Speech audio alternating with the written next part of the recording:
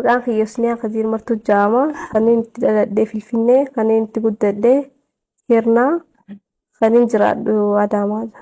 Ammaaf Adaamaan jiraadha. Kadir Martuu yoo jettu dhagaye ka weellisaa Kawallisaa intara ka weellisaa Kadir Martuuti jechuudha.